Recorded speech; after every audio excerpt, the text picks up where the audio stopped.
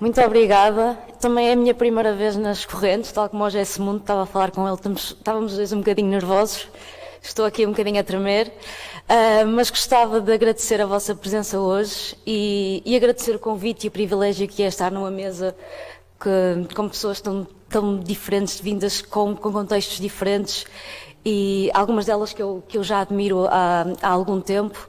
É realmente um privilégio e estes dias nas correntes têm sido absolutamente inesquecíveis. Eu vou falar um bocadinho do meu livro, é o meu único livro para já, e portanto vou ler um pequeno texto sobre ele. Okay. Naquele dia, levantei-me às 5 da manhã e chamei um Uber com um destino. O Lazareto ou Asilo 28 de Maio.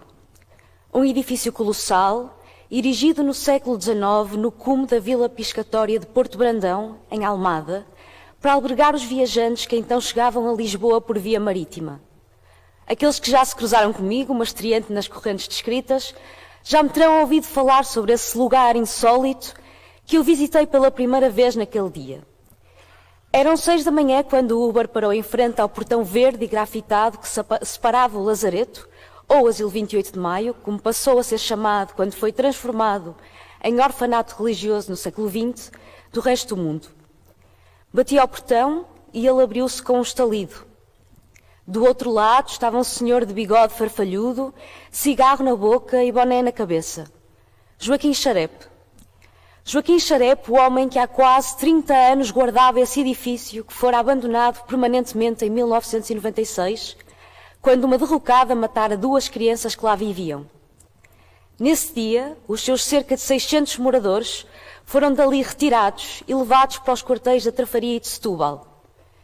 Eram sobretudo imigrantes cabo-verdianos que se tinham apropriado daquele edifício labiríntico depois do 25 de Abril. Charepe, dos poucos homens brancos que lá vivia, ficou a guardá-lo.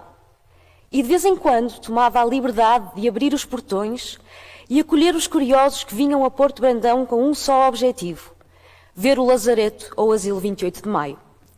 Nesse dia, às 6 da manhã, eu era uma delas. No dia anterior, ligara a esse guardião, o tal Charepe, insistindo com ele: sou jornalista, preciso mesmo de entrar no asilo para contar a sua história. A princípio, ele fora absolutamente intransigente. Ninguém podia entrar, decorriam escavações arqueológicas nos terrenos, pois uma milionária chinesa queria ali construir um hotel de luxo. Mas eu voltei a insistir e o homem acabou por ceder. Mas tem de estar aqui às 6 em ponto no portão e de sair antes dos arqueólogos chegarem, disse-me ele. Quantas loucuras não terão os escritores antes de mim já cometido por uma boa história? Naquele dia, às 6 da manhã, o Charepe, com o cigarro entalado nos dentes, mandou-me entrar no seu velho carro, estacionado do outro lado do portão. Assim fiz. Avançámos, cambaleantes, por um terreno pantanoso, ladeado de árvores, até começar a vislumbrar, lá ao longe, o edifício de que tanto ouvira falar. Ao vê-lo, fui transportada no tempo. Vi os viajantes a chegarem no século XIX para ali fazerem quarentena. Vi as meninas e as freiras no orfanato do século XX. E finalmente cheguei aos anos 90. Imaginem um palácio abandonado, com uma vista sublime sobre o Tejo, onde crianças jogam à bola nos pátios, mães e avós cozinham panelões de cachupa e onde todos se juntam, depois de um longo dia de trabalho, para dançar o funaná no salão de baile A Voz das Ilhas. Um lugar precário, de paredes degradadas, sem saneamento básico, com pátios onde as ratazanas chafurdam no lodo e onde a droga se acabou por infiltrar. Mas onde a liberdade é infinita. Brincar, sonhar, ajudar são palavras de ordem no Asilo 28 de Maio. Um lugar protegido do resto do mundo para estes imigrantes que chegaram a Lisboa, a Almada, sem nada.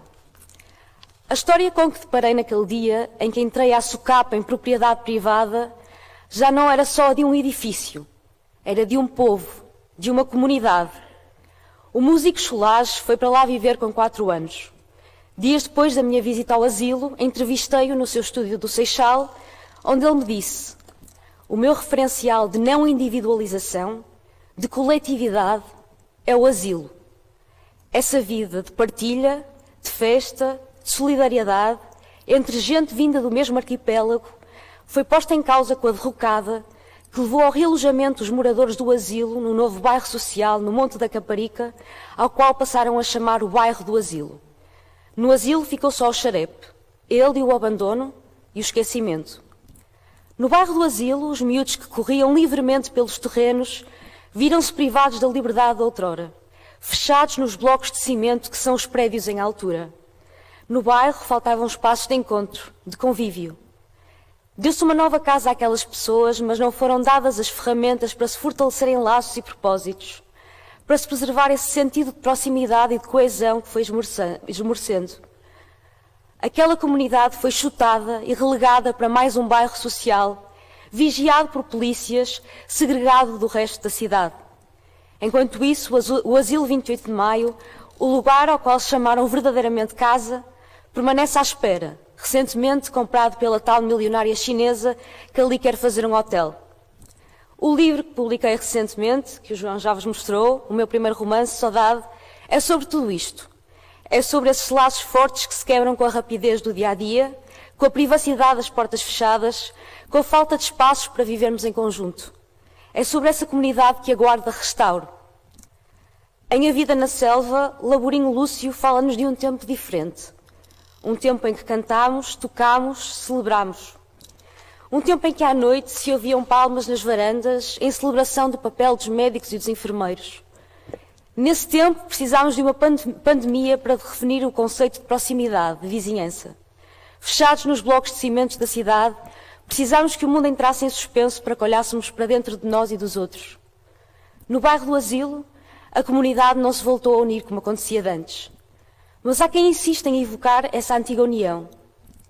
Em 2024, um grupo de moradores jovens uniu-se para dar vida a um logradouro, o único espaço de encontro cujo acesso lhes tinha sido vedado.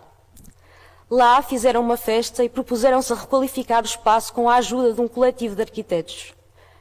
Na festa estavam muitos dos antigos moradores do asilo, acompanhados dos seus filhos e até mesmo dos seus netos. Não querem que as suas raízes se percam. Querem que velhos e novos amigos se encontrem para dançar e para provar a cachupa. É também de restauro que deve ser o tempo novo, diz Laborinho Lúcio. O asilo provavelmente será restaurado e transformado. Mas também a sua comunidade precisa de um novo começo. De tempo e espaço para se celebrar, tal como todos nós. O Asilo 28 de Maio tornou-se uma casa simbólica para mim. Habitei-o enquanto escrevia o meu livro e regresso sempre que falo dele.